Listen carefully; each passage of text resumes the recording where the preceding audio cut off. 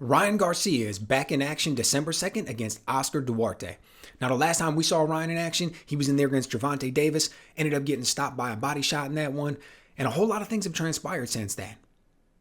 One of the things that Ryan Garcia is known for is being famous on social media, right? He's got this huge Instagram following. He didn't come up like the traditional boxer. I mean, in some ways he did. He had a big amateur career and he saw a lot of success there. Came out into the pros, saw a lot of knockouts. This dude's got really fast hands, punches hard. He's got a left hook that just is tailor-made for ESPN highlight reel knockouts, and all of that really helped him. But at the same time, this dude was blowing up through social media on TikTok and Instagram and all these different things that he's doing and modeling and this and that.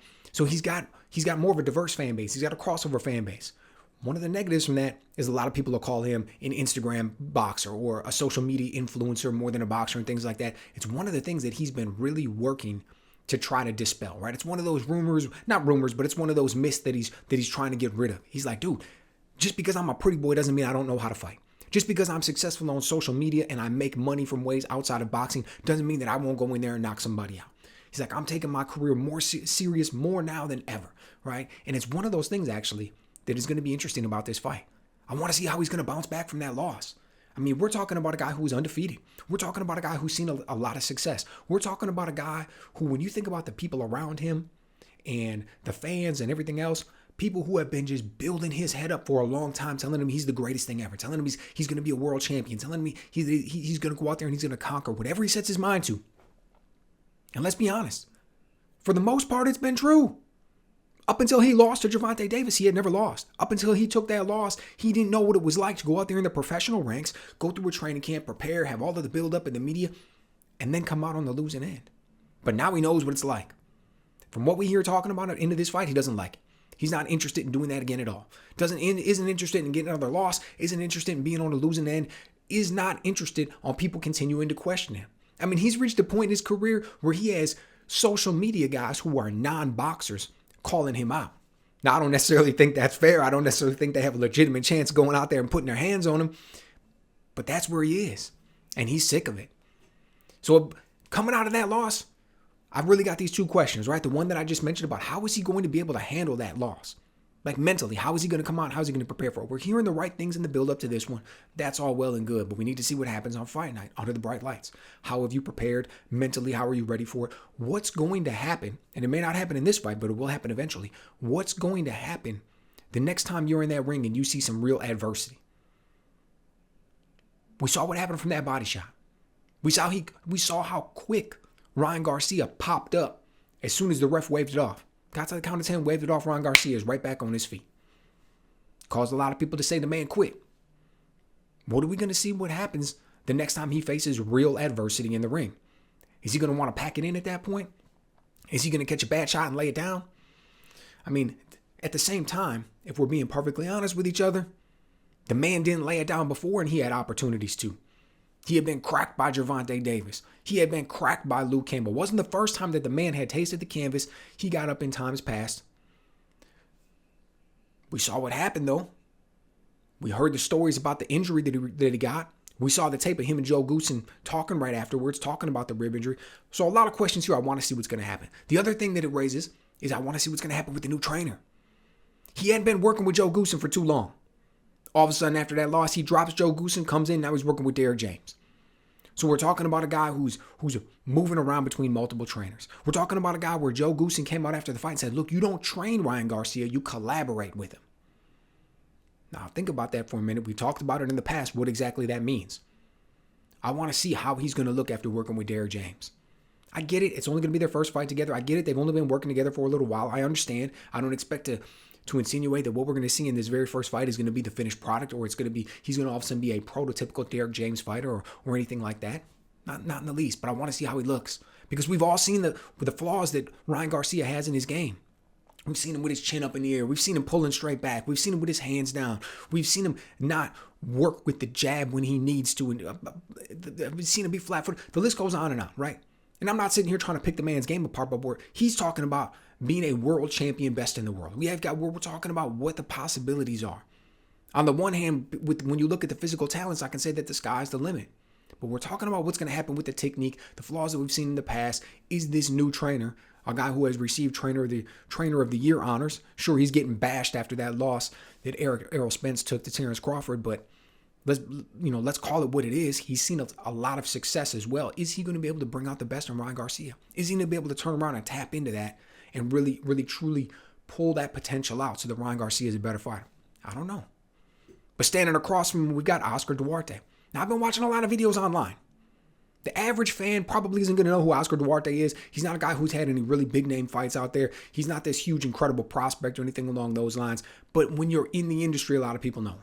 And that's how come you can jump online and you can see a lot of fighters, professional fighters, maybe names that you do know, or at the very least they train at well-known, reputable gyms, and they say they've sparred with him. You see a lot of trainers talking about they've worked with him or they've seen him in the gym and things like that. Now, all of these guys, for the most part, have good things to say about him.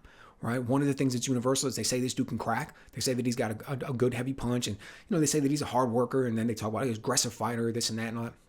And then the reporter, the journalist who's there will usually ask, what do you think is going to happen in the fight with him and Ryan Garcia? And then what comes next is typically what I don't believe, right? Because a lot of them will say, I think it's going to be a good fight. I think it's going to be a competitive fight. I think it'll be interesting to see what happens. I think they're being nice, to be perfectly honest with you. I think it's because everybody knows this Oscar Duarte guy. I think Oscar Duarte is probably like a really good dude when you know him in the gym. Nobody just wants to come out there and talk about like a friend or somebody they know, an acquaintance, somebody they've seen around for years and they're going to see again, and then just say they think he's in over his head or they think he's going to get blown out or anything like that. Like nobody really wants to come out there and say that. The fight's already scheduled. We're going to see what happens. So when somebody asks me, I'm going to say something that's a little bit more neutral. I think we're kind of running into that here. Now, I'm not suggesting that Oscar Duarte is a bum. Not by any stretch of the imagination. The man knows how to fight. He's technically sound in a lot of ways. I'm not suggesting that he's going to get blown out. I don't think that's going to happen. But he's going to lose this fight. And I don't really think it's going to be competitive for as long as it lasts. But here's the thing when I say that.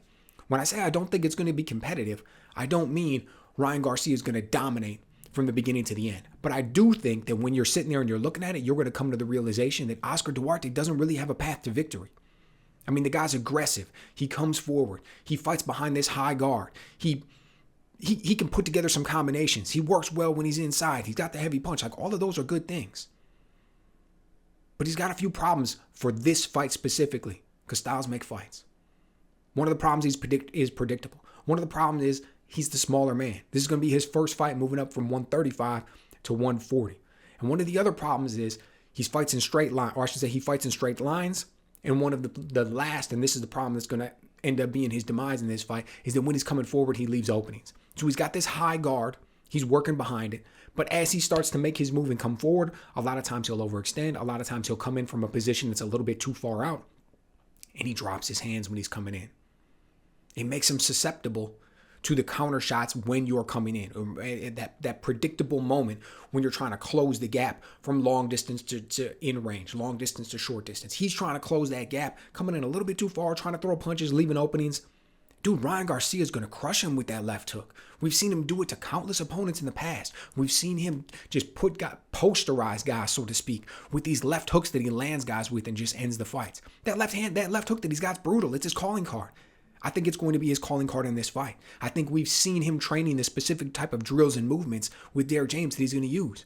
Right, it's the one where he'll throw a little feint and then pull a half step back and then counter with the left hook. Look, he's going to bait Duarte into coming forward, and it's not going to be difficult because Duarte wants to come forward anyways. Duarte knows how to cut the ring off. He's an aggressive guy. He's on that front foot. He's going to be marching forward. And when he does, he's going to open himself up to some big shots. He's open for a right hand as well. Not necessarily sure that's the one that Ryan Garcia is going to catch him with. If he's trying to add that more into his repertoire, it will be there for him this fight. But the left hook's going to be there for sure. Okay, Ryan Garcia is the A side. He's the money fight. Okay, it makes sense for him to get this type of a fight coming back. You can't have this dude take 2 losses in a row and still go out there and be a cash cow and still go out there and make a whole bunch of money for all of the other people that are affiliated with the sport, like the promoters and the managers and the TV networks and everybody else. There's a lot of people that make money when a guy like Ryan Garcia goes in there and fights because he demands a lot of cash, a big audience. Oscar De La Hoya don't want that guy taking another loss. Because say what you want, it will take a hit. It will take a hit. There will not be as much money to go around that next time out. So he wants him not only to come out and get a win this fight, he wants him to come out and look good. But it's the balancing act. You can't have him come out there and fight a school teacher. You can't have him come out there and fight a tomato can. People aren't going to respect that. So you got to have him come out there and fight somebody good. You also want him to continue to build because you're hoping that he has greater things in the future.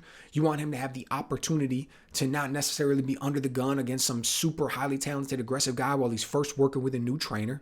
So all of these things are melding together. You end up getting a guy like Oscar Duarte who fits the bill, man. He's a solid dude. He's going to push your guy because he's aggressive. He's not too big of a threat, even though he's got a heavy punch. It's been developed. It's been proven against lesser competition and at the lower weight class of 135. And he just happens to be tailor-made for a guy who's just got a ferocious left hook. I like Ryan Garcia in this one. I'd be surprised if it goes the distance. I think we're going to be looking at probably around the 7th round for a stoppage. Once he starts landing consistently, maybe once Duarte slows down a little bit or takes a few shots, and then all of a sudden that big one's going to come. And he's going to be able to get the stoppage. And afterwards, we're going to be talking about Ryan Garcia in the mix for possibly being a world titleist.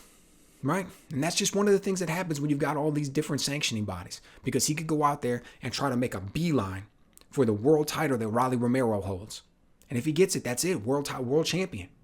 World champion will be on his resume forever.